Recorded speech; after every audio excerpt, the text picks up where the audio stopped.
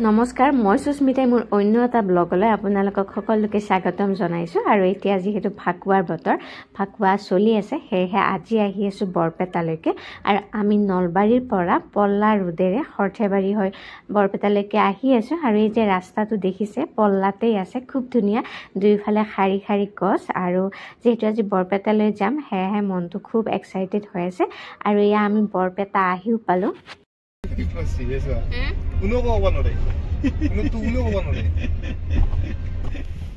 আমি যদি খুচকাৰি যাম আকৌ মাৰিব না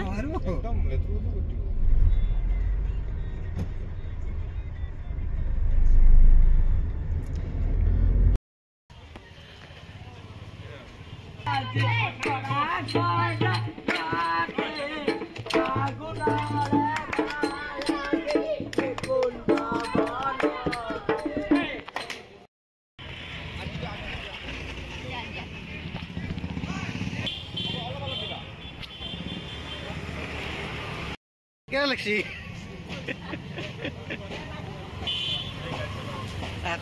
আৰু মই যেহেতু এবাৰ প্ৰথমবাৰ ফাকুৱাত বৰপেটালৈকে আহিছো হেহে প্ৰথমবাৰ এটা মানে নিয়ম দেখিলো নিয়ম মানে কি কম সকলোৱে ৰাস্তাৰ দুই কাষে ৰৈ আছিল সৰুই হওক বা ডাঙৰে হওক আৰু চিনি পাক নাপাক কোনো কথা নাই সকলোকে ৰং লগাইছিল সেইটো বাৰু খুব ভাল লাগিছে কোনেও বাৰু একো কোৱাও নাছিলে যেহেতু ফাকুৱাৰ ৰঙৰে উৎসৱ হয়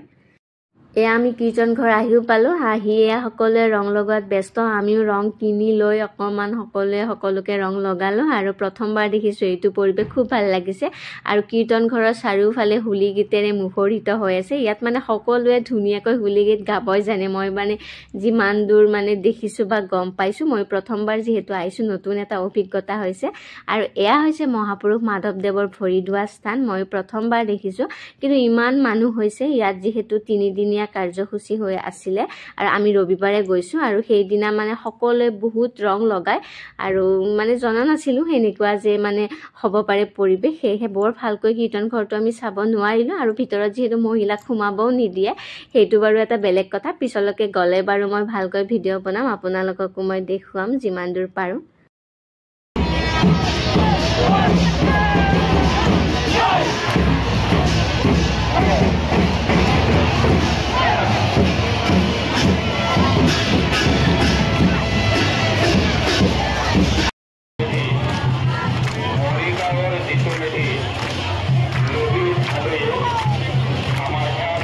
বৰপেটালৈ আহিলে অকল ফাকুৱা খেলিলেই নহব যেহেতু আহিছোৱে গতিকে ৰাঙাডিমা